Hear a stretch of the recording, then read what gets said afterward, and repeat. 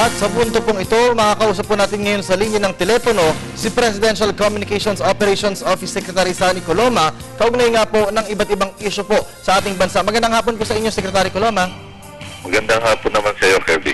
Apo, Secretary, nagpatuloy po ngayong araw yung peace talks po, yung formal peace talks po sa pagitan po ng GPH at ng MILF. Sir, ano po ba yung inaasahan po nating magiging resulta po nung pag-uusap po na ito, sir? Umaasa tayo na magkakaroon ng pagkakaunawaan tingkil dun sa mga provision ng mga annexes, no? Katulad nung sa wealth sharing at yung sa power sharing na tinatalakay simula pa noong mga nakaraang negotiation sessions, no? Dahil kailangang buuin yung mga annexes para maging ganap yung framework peace agreement. Opo. Sir, para lang po sa kalinawan po ng atin pong mga kababayan, ano po yung ibig sabihin, sir, ng wealth at power sharing po na pinag-uusapan po sa ngayon, sir? Yung sa wealth, halimbawa yung kikitain mula sa mga natural resources na i-develop sa lugar ng Bangsamoro.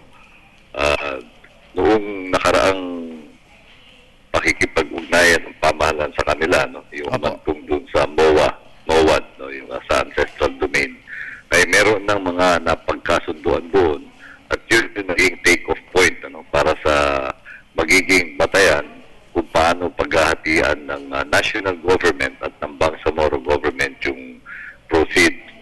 Pero sa nais ko lang sabihin na ang ating pamahalaan naman ay tinitignan yung pangmatagalan na kapakanan ng buong bansa. At nakikita natin na kapag naging ganap ang Bangsamoro Peace Agreement ay mabubuksan ang maraming oportunidad para sa ating ekonomiya sapagkat malaking bahagi ng ating kapuluan ay sakop nito, no, sa Mindanao. At kung magiging ganap nga ang peace agreement ay maraming progreso at pag-unlad na maaari nating matamasa. Opo. Secretary, medyo matagal-tagal pong naantala ito pong pagtalakay po muli dito po sa formal peace talks po sa pagitan po ng GPH at ng MILF po. Sa ngayon ba, sir, meron po ba tayong nakikita na magpapaantala po ulit dito or magtutuloy-tuloy na po ito on the way po?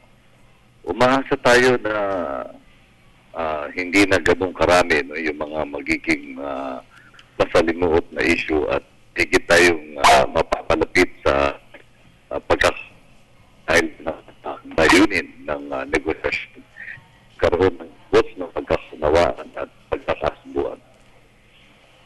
Opo. Sir, kaugnay naman po nung full cabinet meeting niyo po ngayong araw, nagsimula po. Sir, nabanggit po yung proposed 2014 national budget. Sir, pwede po bang pahapiyawan niyo po kami yung mga natalakay po doon po sa inyong cabinet meeting?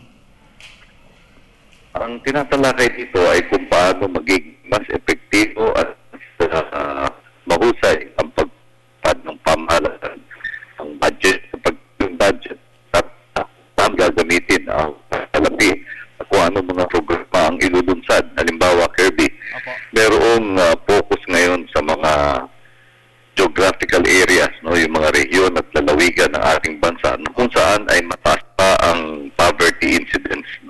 Kinakailangan po kasing malunasan natin yung problema ng kahirapan at kagutuman. Kaya tinutukoy po kung ang mga lalawigan na kasamang yung pamataas ito para makapagtutok po tayo ng mga programang pang-ekonomiya na magbibigay ng mas maraming trabaho sa ating mamamayan at para po matukoy yung problema ng kahirapan. Opo. At Secretary, napag-alaman ko rin po na medyo tumaas po yung budget po natin ngayon sa darating na 2014 dahil po ito sa patuloy po na pag-unlad po ng ating ekonomiya. Tama po ba yan, sir? Tama yan. At saka dahil din sa pagganda ng pamahala na malawak yung tinatawag nating fiscal space.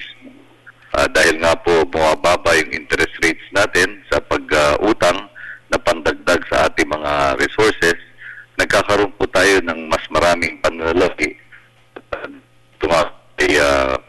gumaganda po ang outlook para sa ating ekonomiya. Opo. Sir, sasamantalahin ko na rin po, malapit na po ang State of the Nation po ng Pangulong Aquino. So meron na po bang draft po o meron na po ba kayong iba pong impormasyon para po mailahad po sa atin pong mga kababayan? Sa aking pagkalam ay ginagawa pa ang talumpati ng ating Pangulo. Kinakalap yung mga mahalagang input mula sa iba't ibang ahensya ng pamahalaan.